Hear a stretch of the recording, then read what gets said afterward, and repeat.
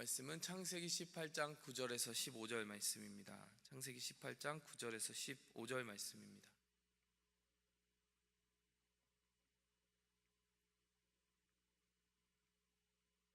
그들이 아브라함에게 이르되 내 아내 사라가 어디 있느냐? 대답하되 장막에 있나이다. 그가 이르시되 내년 이맘때 내가 반드시 내게로 돌아오리니 내 아내 사라에게 아들이 있으리라 하시니 사라가 그 뒤 장막문에서 들었더라.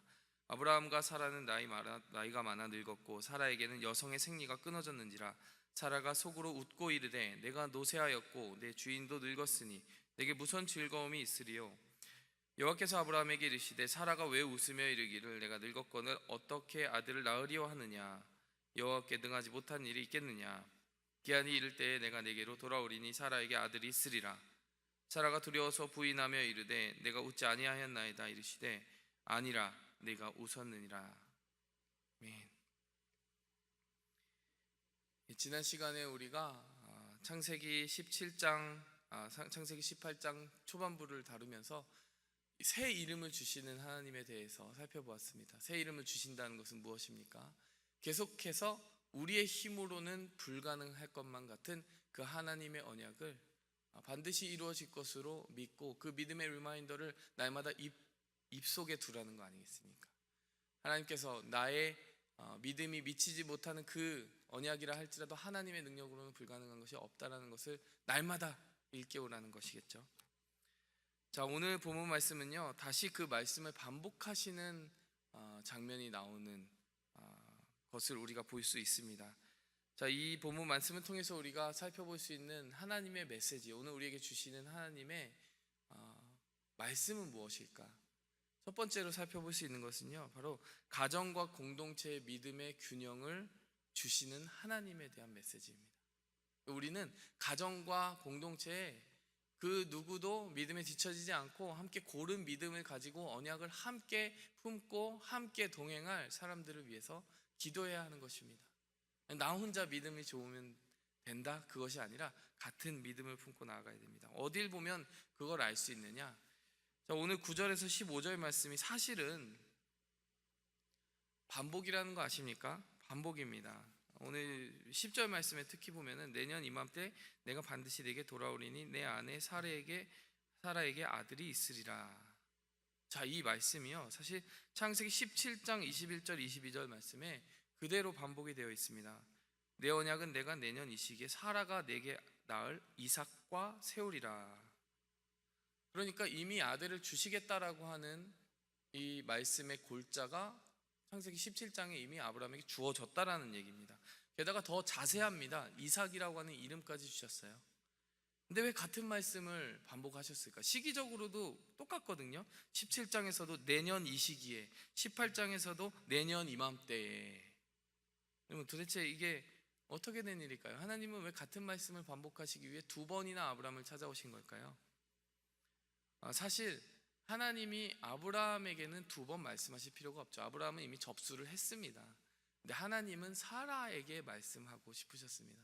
그거 아십니까 여러분? 12장에서 아브라함이 믿음의 여정을 시작한 이래로 사라가 직접 하나님의 음성을 들었다는 부분은 어디에도 기록된 바가 없습니다. 오늘 본문을 빼고 말입니다.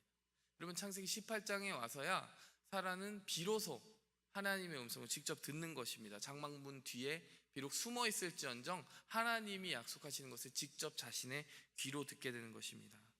사실 사라라고 하는 존재는 이 아브라함 가정이 믿음의 언약을 이루는 데 있어서 풀어야 될 마지막 숙제였습니다. 자, 왜 그렇게 이해할 수 있느냐? 사실 사라가 누구이냐라고 하는 그 사라의 정체성에 대한 이해가 흔들릴 때 반드시 이 아브라함의 가정에 문제가 생겼다는 것을 우리가 기억할 수가 있어요. 창세기 12장 사건을 기억하십니까? 창세기 12장에 실컷 그 본토 친척 아비집을 떠나서 약속의 땅에 도착을 했어요. 하나님이 여기가 약속의 땅이다 이야기를 했습니다. 그런데 남방으로 하나님의 지시도 없이 옮겨간 아브라함의 가족이 결국에는 기근을 만나서 이집트로 옮겨가게 되지 않습니까? 이집트에 옮겨갔을 때 아브라함이 어떤 실수를 저지릅니까?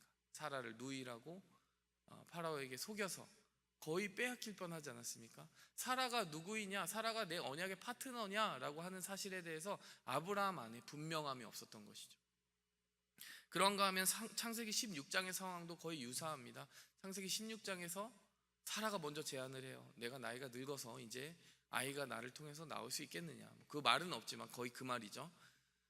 그러면서 하갈이라고 하는 내 여종이 있으니 이 여종을 통해서 우리가 아이를 낳아보자라고 이야기를 합니다. 여러분, 무엇이 문제입니까? 하갈 안에 믿음이 없는 거예요. 하갈 안에 아브라함과 자신이 언약의 파트너로 묶여있다라고 하는 그 사실에 대해서 인정함이 없는 것입니다. 그것이 불가능하다고 생각하는 겁니다. 그러니까 이집트 사건에서나 하갈 사건에서나 공통점은 무엇입니까? 아브라함이 사라를 신뢰하지 못하든지, 사라가 사라 자신을 신뢰하지 못하든지, 사라가 하나님께 동일한 언약을 가지고 부름받은 언약의 파트너라는 사실 자체에 대해서 공감대가 형성되어 있지 않은 것입니다. 쉽게 말하면 사라에게 믿음이 없는 거예요. 그리고 사라에 대한 믿음을 아브라함도 가지고 있지 못한 겁니다.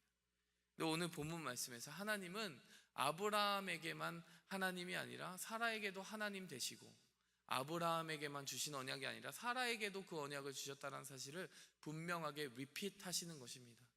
창세기 17장 21절에서 다시 나타나셔서 사라에게도 이름을 고쳐주셨잖아요. 근데 오늘은 한 번 더 나타나셔서 이삭을 주시겠다는 약속을 사라가 직접 자신의 귀로 하나님의 입에서 나오는 말씀을 통해 듣게 하시는 것입니다. 여러분, 우리가 기억했으면 좋겠습니다. 우리가요, 흔히 나의 믿음의 경주를 생각하면서 좋은 신앙생활을 할 때가 있습니다. 그런데 우리가 열심히 신앙생활을 하고 달려오다 보면은 뒤늦게 깨닫는 실수들이 가끔 있는데, 우리 뒤에 우리가 함께 끌고 가야 될 사람들이 있다는 것입니다. 함께 그들의 믿음 얻기를 위하여 기도하고 그들이 하나님을 경험하기를 위하여 기도해야 될 나의 가족들이 믿음의 불균형으로 인해서 혹시 고통 겪고 있다면 우리가 그들을 위해서 기도해야 됩니다. 우리의 믿음의 공동체와 구역과 혹시 나의 친구들 가운데, 내가 만나는 일상 속에서 만나는 사람들 가운데 믿음이 없다면 우리는 그들의 믿음 없음을 안타깝게 생각하고 함께 기도해야 된다는 것입니다. 특히나 가정이라고 하는 공동체는 매우 특수한 공동체입니다. 여러분, 성경에서 기록된 최초의 교회가 어디입니까? 최초의 교회는 가정입니다.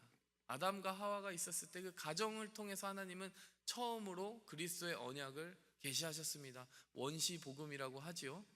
그 발꿈치에 그 뱀이 상하게 될 것이다라고 하는 언약이 바로 복음을 통해서 예수 그리스도가 사탄을 이기게 될 그 복음을 처음 준 것이잖아요.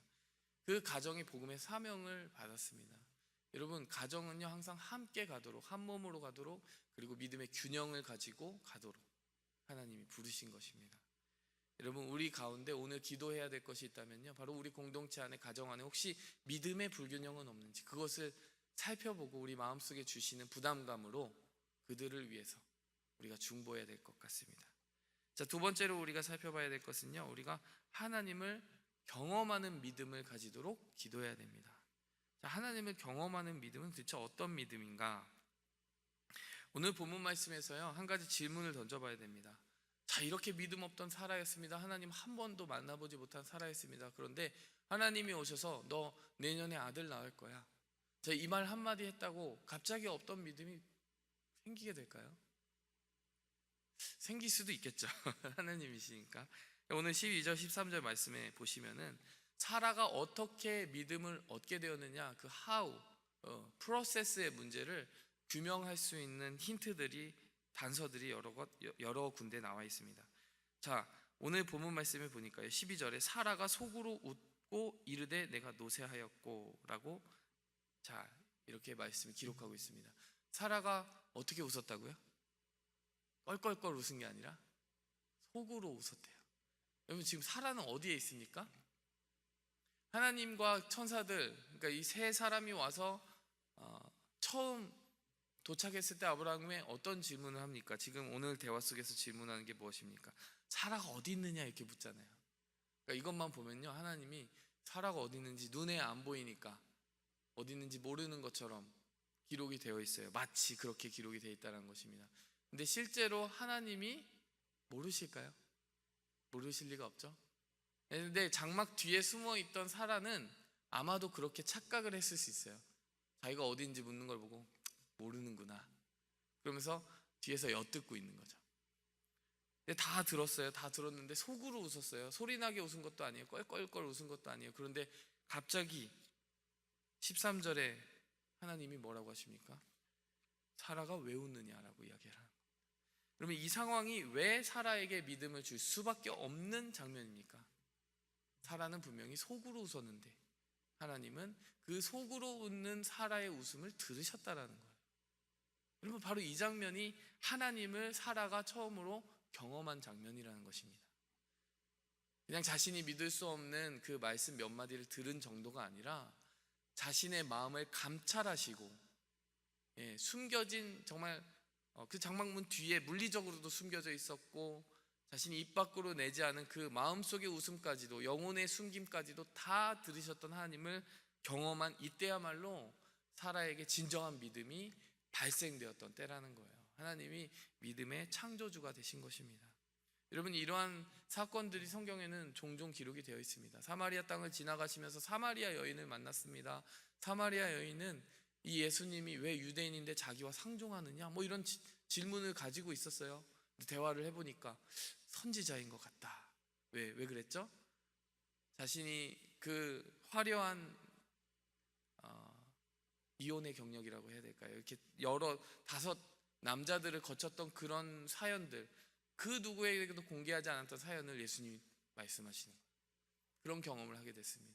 그런가 하면 요한복음 4장에서는 니고데모를 만나시는데요, 대뜸 만나자마자 이런 말씀을 하시는 거예요. 사람이 물과 성령으로 거듭나지 아니하면 하나님의 나라에 갈 수 없느니라.